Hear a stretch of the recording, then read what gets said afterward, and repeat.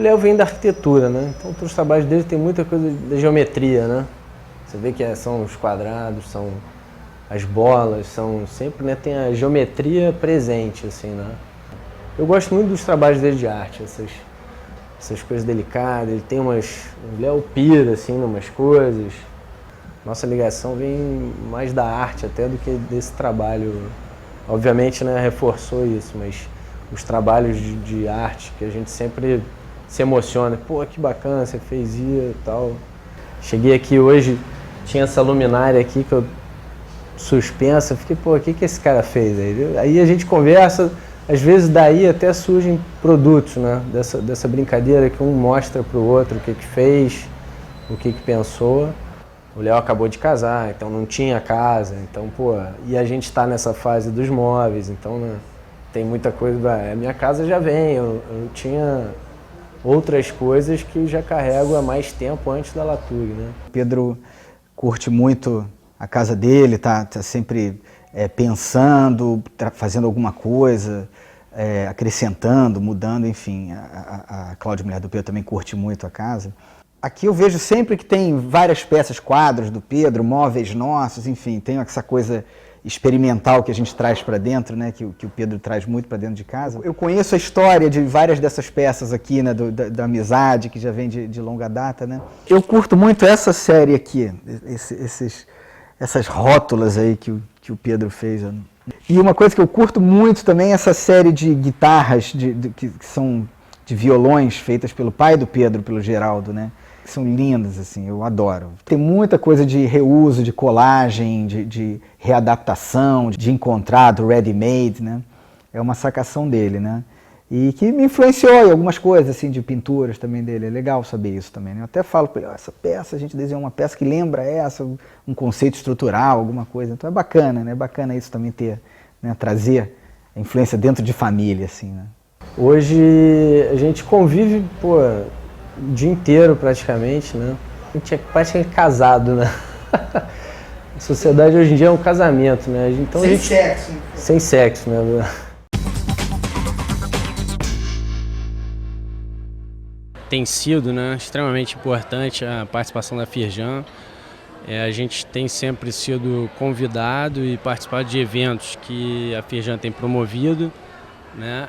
Unindo designers industriais, sempre no intuito de fomentar essa relação, que é onde surgem novas ideias e novas realizações, utilizando a criatividade, essa força criativa, mostrando também essa força criativa que o Rio tem, né? Buscando toda a área, né, de criação, não só na parte de design de móveis, enfim, de objetos, de coisas, mas em moda. A gente tem acompanhado isso, é um prazer enorme participar disso, né, e poder dar a nossa contribuição para o Estado, enfim, e para o Brasil, né? Isso se expande, né? São coisas contaminadoras, né? São eventos contaminadores e isso a Firjan tem feito muito bem.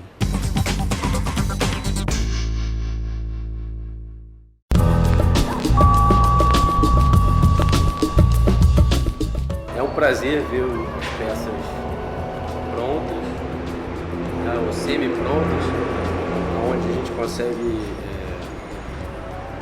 avaliar e ver os detalhes das coisas. E a gente tem um total apoio da equipe, tá todo mundo aqui em conjunto, né, não estamos trabalhando sozinhos.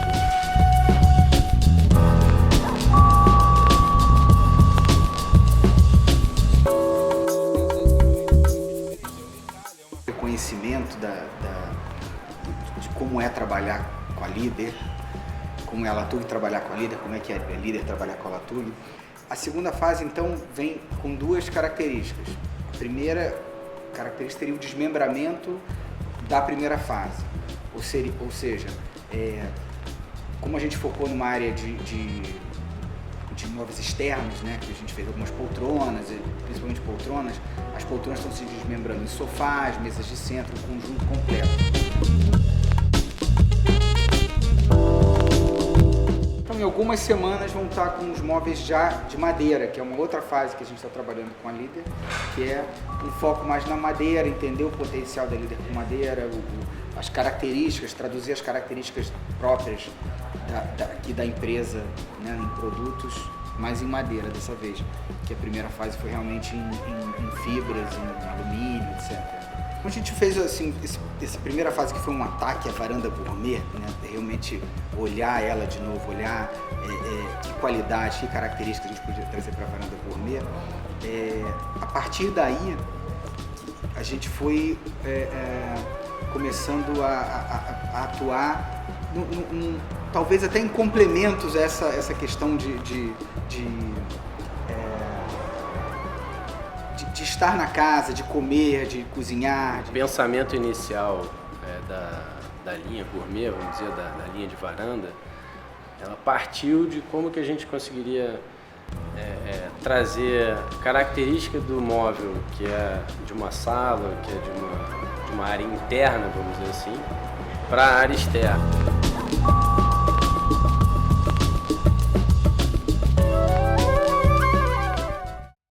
No projeto Estúdios em Desfile, 16 estúdios de design brasileiros mostram suas criações na Casa Brasil 2011. O primeiro dia foi quase que intenso, todo dia, com bastante visitação, bastante contatos de empresas e de lojistas. Tem sido o segundo hoje também, surpreendentemente, mantendo essa frequência. A gente está bem animado aqui e bem feliz, só recebendo elogios de todo do espaço. Todo mundo está falando muito bem do espaço aqui, com qualidade internacional já, né, da qualidade dos produtos, da apresentação.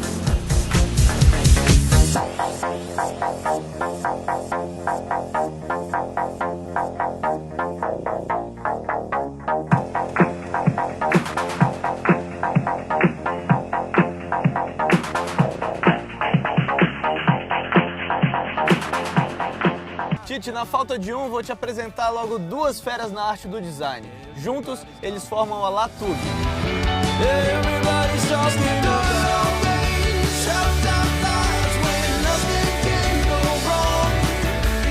O estúdio Latug Design fica no bairro de São Cristóvão, pertinho da Quinta da Boa Vista. É o bairro onde até o imperador Dom Pedro já morou, o que dá um toquinho a mais de glamour ao tempo.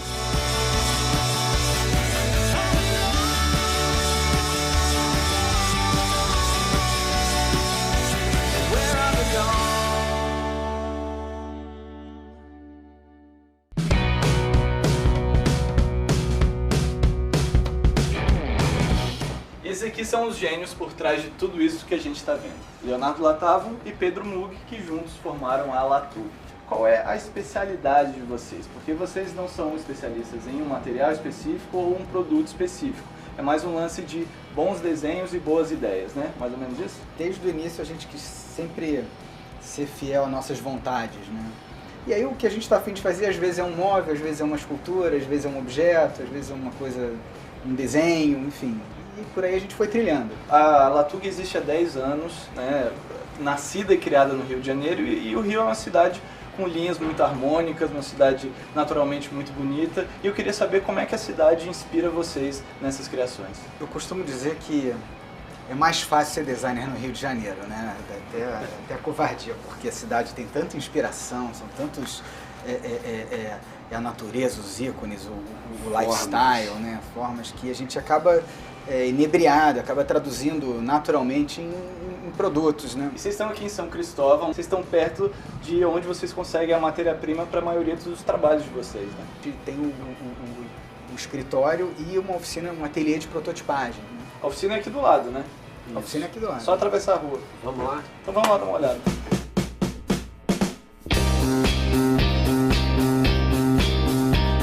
Aí, Tite, eu fiquei sabendo que aí em São Paulo também tinha, né, uma escada dessa, tem que começar com o pé direito. Não tem, aqui pra canhoto não tem. Aqui no Rio a gente encontrou muito também.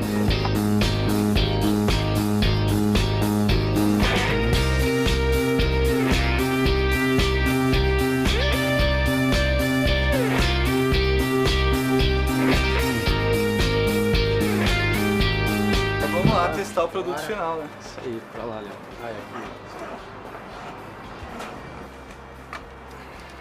Cara, muito legal. Bonito, funcional. Realmente quando a gente, né, tá aqui, quando você experimenta de fato o produto, você vê o valor do trabalho de vocês. Né? Muito legal mesmo. Estão de parabéns. Vai querer quantas? Vamos encomendar aí pra família inteira, o Natal tá chegando, sabe como é. De repente aquela pequenininha, né? Aquela miniatura, né, velho? Maravilha, valeu. Legal.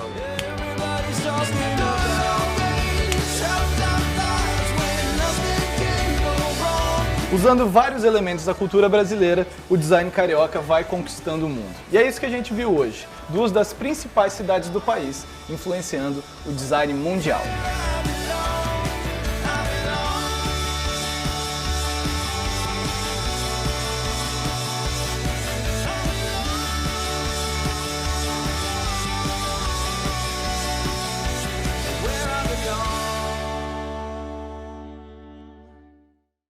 De acordo com o dicionário Aurélio, a cadeira é um assento ou banco para uma só pessoa, com costas e algumas vezes com braços.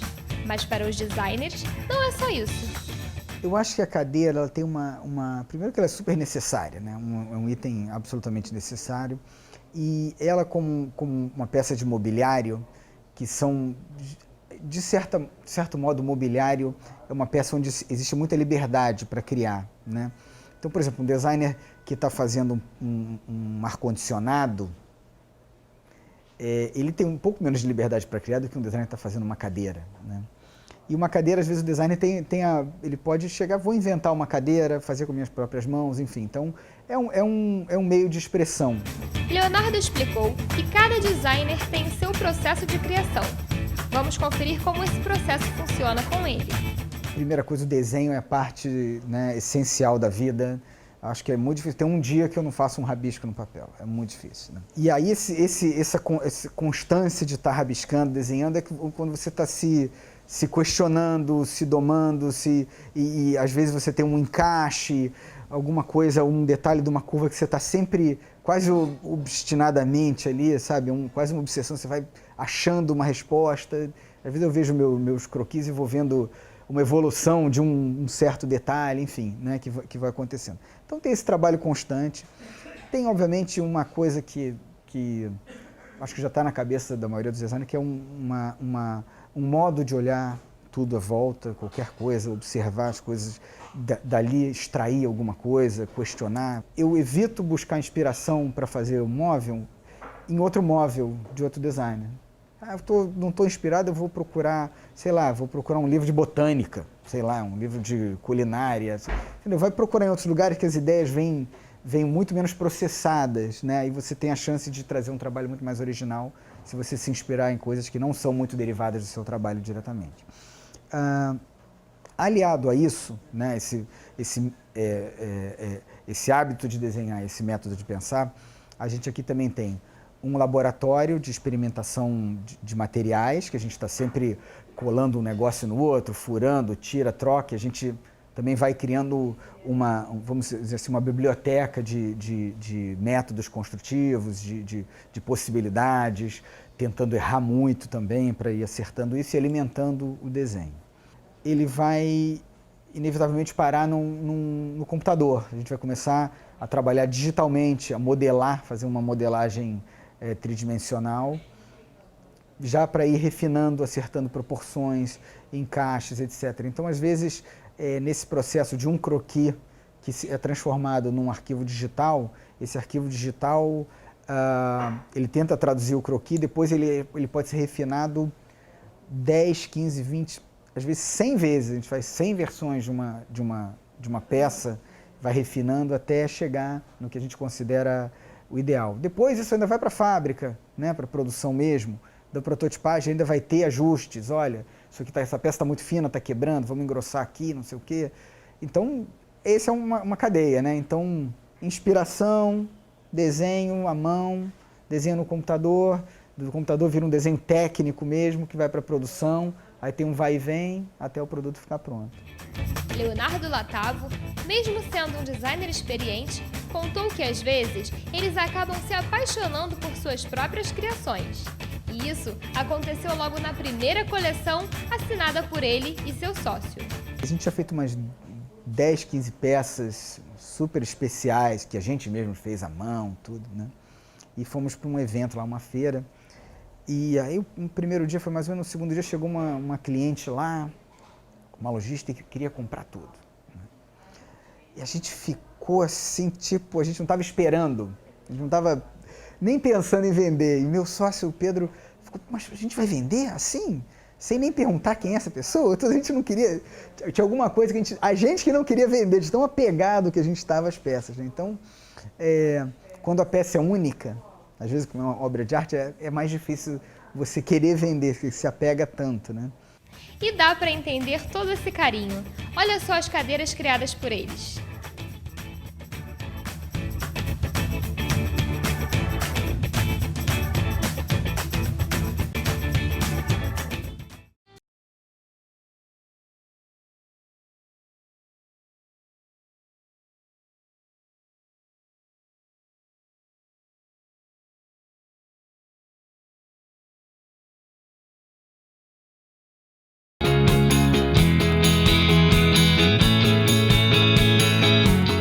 Em 1999, eu acho que a gente fez nosso primeiro móvel antes de imaginar qualquer atividade profissional com isso. Uma pura, né? E a gente fez uma peça, que foi um nó, né? Foi um nó, que era um sofazão, um puffzão enorme. A gente fez isso num apartamento do meu pai, um alemão, ia alugar, ia vender, tava vazio, falei, vamos pra lá, a gente tem espaço. E era posse, né? Pô, 1000 rolos de espuma, de tubos.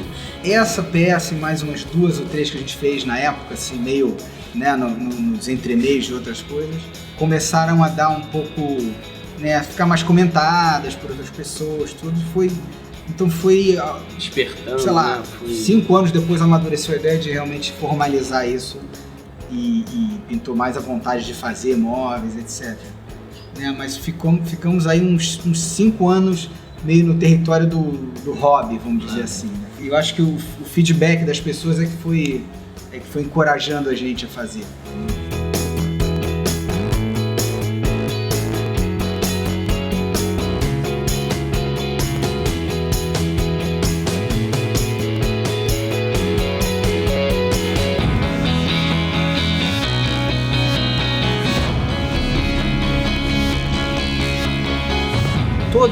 Todo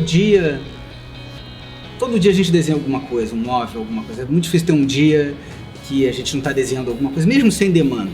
Então o trabalho é um trabalho realmente de constante criação. A gente está desenhando coisas agora que estão com prazos para daqui a 2 semanas e coisas que vão sair daqui a 3 anos. E nesse processo, as ideias podem vir de qualquer coisa, né? E a gente procura até se referenciar o mínimo possível em outros móveis, em outras peças que estejam no mesmo âmbito que a gente cria. Porque é fácil cair numa armadilha de você estar simplesmente trabalhando num território onde outros estão pisando também e ficar, se apenas, que nossas criações sejam apenas mais derivadas de outras.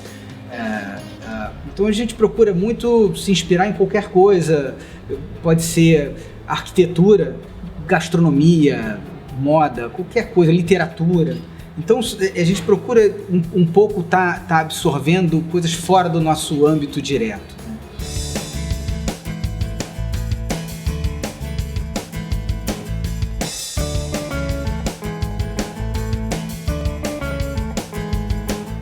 Então pra gente é uma importância muito grande que as peças, elas têm camadas diferentes de interpretação mesmo. É muito bacana quando a gente pode falar sobre uma peça nossa, sei lá, 3 ou 4 vezes, um discurso completamente diferente. Falar uma hora sobre o conceito, outra hora sobre o método construtivo, sobre a forma, etc. Então isso é bacana, isso é muito importante pra gente, tá? E isso acho que dá uma riqueza ao projeto, dá uma riqueza ao conceito que é bem bacana. Eu acho que vamos dizer assim, fundamental pra gente.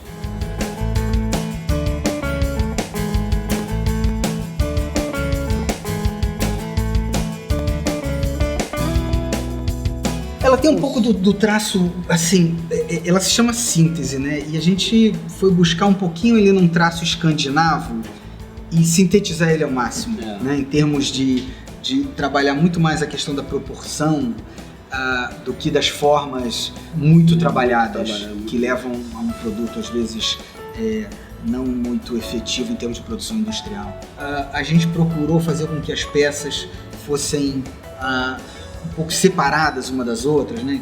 Então, quando você olha o assento, o encosto, eles estão meio soltos, eles não se encostam, né? Tem alguma coisa legal nesse sentido de ver que ela, por exemplo, o pé de trás não encosta no assento. Tem algumas coisas que a gente olha e fala, pô, como é que isso está preso? Tem uma certa curiosidade, uma certa leveza nisso. Então teve um desafio de como... simplificar, né? Com um mínimo de operações numa fábrica, de operações de fabricação mesmo, como é que a gente chega numa peça bem proporcionada, com essa leveza dessas peças soltas, com essa memória ao escandinavo. E aí saiu essa pecinha aqui, enxuta, assim, que eu acho que vai vender muito, para falar a verdade. Né? E espero ver nas casas das pessoas. Né? E é o tipo da peça que a gente olha assim, a gente estava um tempo sem ver ela, olhamos ela de novo e falei, poxa, eu quero uma peça dessa para mim. E olha que a gente tem, né, muitas peças, né, para botar uma peça em casa, nossa, né, que a gente acaba que a gente só tem peça nossa em casa, no final, quase tudo. Então, para a gente querer uma peça nossa em casa, tem que tirar uma outra. Então, ela tem que realmente ser uma especial, né? Uma das preferidas, assim, vamos dizer. A gente costuma trabalhar, uma maneira que a gente gosta é parcerias de longo prazo, né, que são mais frutíferas, são mais interessantes, porque passa do namoro e vai se conhecendo melhor, as coisas vão ficando mais gostosas, né? Os resultados são melhores, eu acho. Então a gente espera que sim, que a gente possa fazer mais coisas lá pra Toque Story. Essa peça aqui desse namoro é só o primeiro beijinho com a Toque Story. Agora vamos ver onde é que a gente chega aí, né? Onde é que, quão longe vai isso aí, essa brincadeira.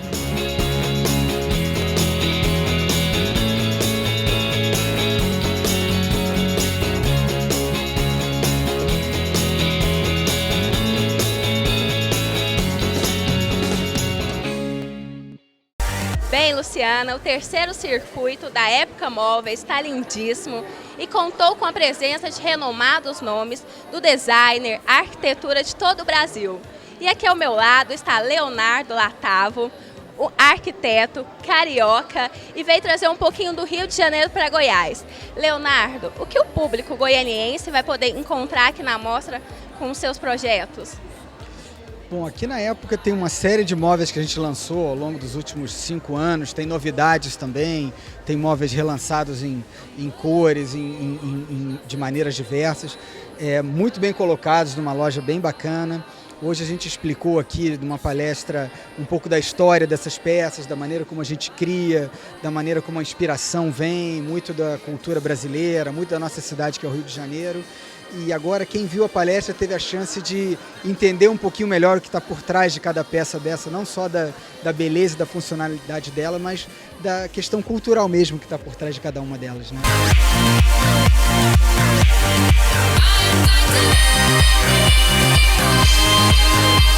Pedro, o que você achou da mostra? Como foi trazer um pouquinho do seu trabalho do Rio de Janeiro aqui para a mostra?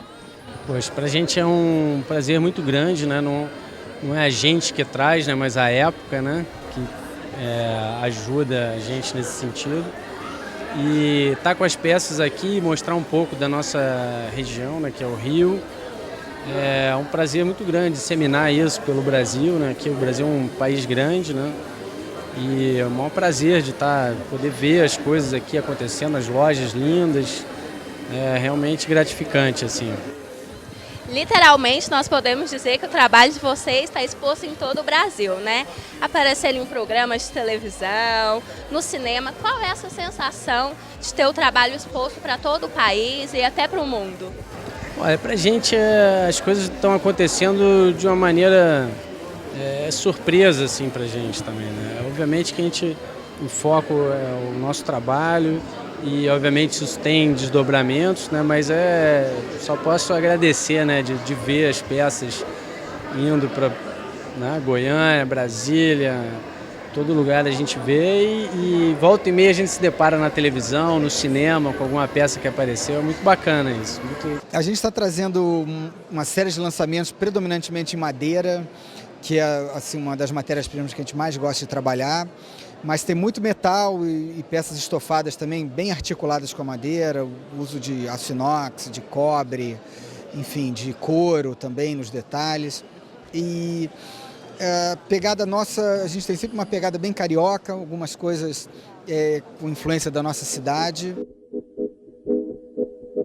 Et je t'ai cru.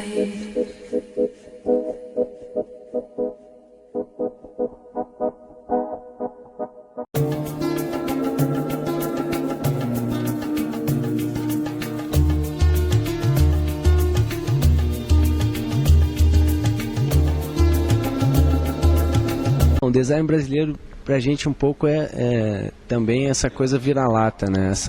Essa referência hoje mundial, né? Que todo mundo tem acesso. É a expressão da nossa cultura, da nossa felicidade, da nossa simpatia, né? E da nossa maneira de tratar as coisas, do nosso artesanato. Isso tudo o design, a cabeça do designer tem que olhar e responder.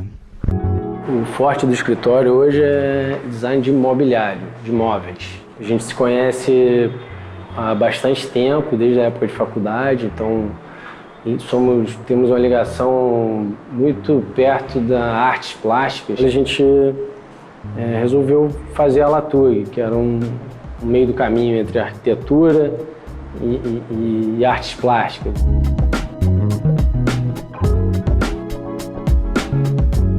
Nesse universo que a gente vive aqui dentro, né, de arquiteto urbanista, eu, Pedro administrador, meio arquiteto também, os dois meio artistas, enfim, ninguém nunca estudou design propriamente dito.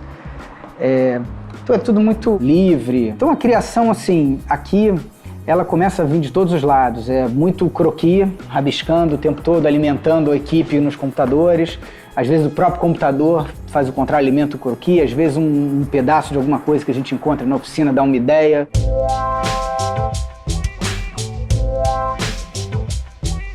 Na virada do 99 para 2000, né, a gente não tinha...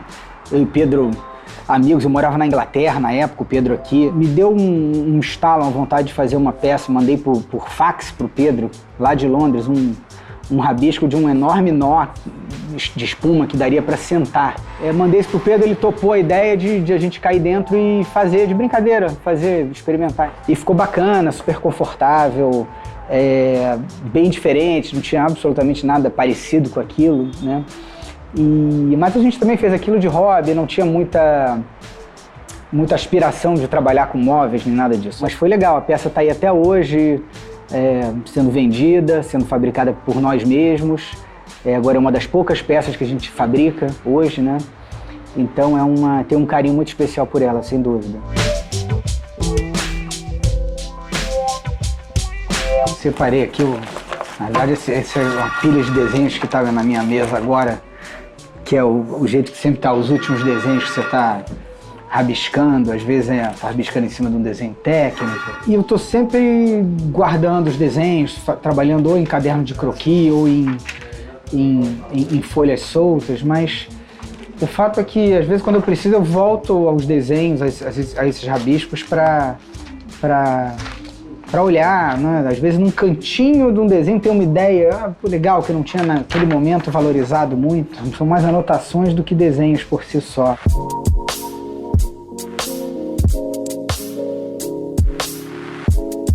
Quando perguntam pra gente, vocês trabalham com madeira, o foco de vocês é madeira, ou que vocês mais gostam de trabalhar isso?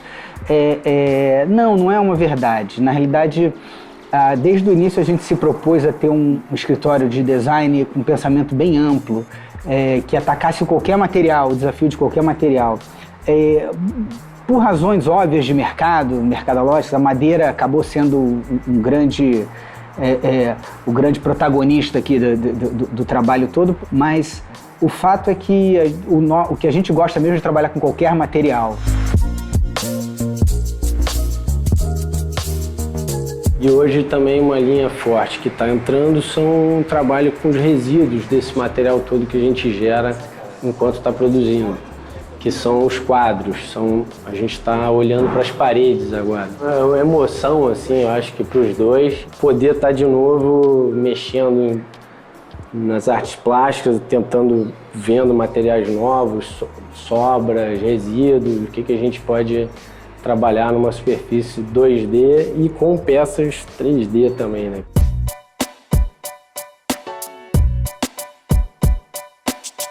Aqui tem um clássico, né?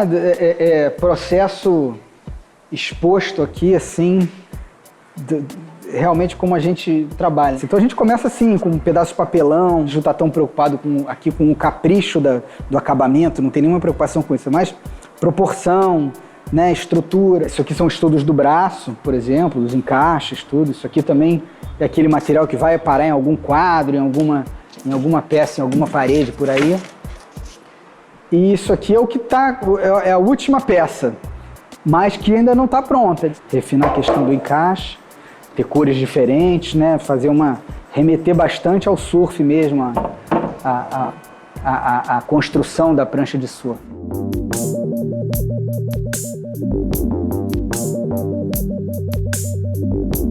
Acho que o Rio, a gente gostaria muito, desde o início, que os móveis traduzissem um pouco dessa nossa estilo de vida, das coisas que a gente vê na arquitetura, das coisas que a gente vê na natureza. E eu acho que a nossa preocupação nunca foi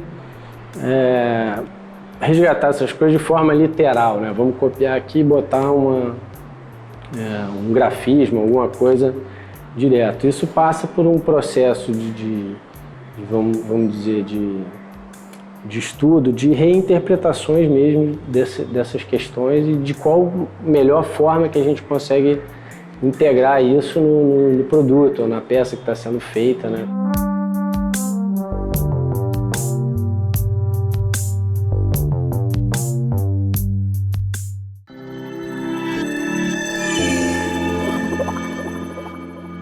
Trazendo para a região assim, designers renomados internacionalmente, como hoje no caso com o arquiteto Leonardo Latavo e o designer Pedro Mughi.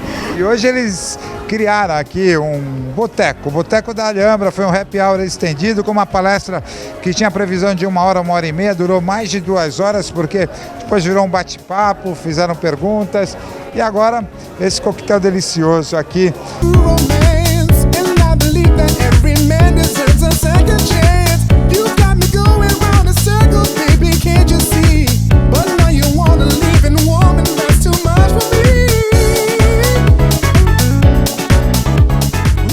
Pedro Mughi e Leonardo Latavo são os designers convidados. Aliás, quantos anos de mercado? Como aconteceu esse encontro de vocês? Vocês estudaram juntos? Como é que foi isso? Isso a gente, desde a época de faculdade, né? Conheci amigos em comum, nos encontramos e desde antes de fundar a Latug já trabalhamos juntos com objetos de arte, frequentando museus, muito bar, cerveja, né? Que legal. Em que momento a Latug realmente ficou conhecida? Qual peça que vocês desenvolveram? Hoje vocês têm várias peças aí no currículo, no portfólio de vocês, mas qual peça que fez com que vocês ganhassem essa visibilidade? Eu acho que é uma trajetória que gradualmente foi ganhando um pouquinho mais de cada dia, cada peça tem a sua contribuição. Mas acho que é justo dizer que teve um momento quando a gente lançou a poltrona Pantoche, que foi a primeira da série de fusões, que criou um interesse muito grande, não só a nível nacional, mas a nível internacional também, começou a fazer muito barulho em todas as maneiras. Então acho que vale dizer que foi essa mesmo. Aliás, eu vi ela no cenário do Encontros da Fátima Bernardes, foi isso? Ela apareceu lá, foi engraçado, né? Vai acontecendo assim, a gente nem sabe quando vê tá lá, né? Nesses lugares assim, na televisão ou numa fotografia, enfim, a gente vai se surpreendendo com isso também, para falar a verdade. Bom, e hoje vocês tiveram um bate-papo aqui na Alhambra, interessante o convite. Aliás, a loja vocês já conheciam pessoalmente, ela é muito bem montada. A gente não conhecia nem a loja pessoalmente, conhecia por tabela, né, por imagens, tudo. Mas a loja tá linda, é bom a gente ver nossas peças espalhadas, inseridas, peças de outros colegas também. Então é bem bacana. E essa iniciativa da Alhambra, eu acho que é fundamental para divulgar o design, difundir o design brasileiro, está em ascensão. E mostrar que os arquitetos, as pessoas podem começar cada vez a ter casas mais brasileiras e com mais refinamento. Quer dizer, não significa que ter uma casa mais brasileira seja ter uma casa pior, mais barata ou com menos valor agregado nas suas peças, muito pelo contrário. E as peças de vocês colaboram para essa beleza toda. Olha, parabéns à dupla Latug, é isso? É isso. São os criadores da famosa cadeira Pantoche, poltrona Pantoche e também cadeira Pantoche, né? Entre outras peças que são muito bonitas, de muito bom gosto. Parabéns para vocês. Aqui, né? Dos designers da Latug, aqui na Alhambra, para esse bate-papo. Afinal de contas, são grandes parceiros de vocês? Sim, a Latug já está há 5 anos com a gente. São 2 gênios criativos, 2 parceiraços nossos e hoje da Alhambra, né? Nesse evento que é um prazer para a gente.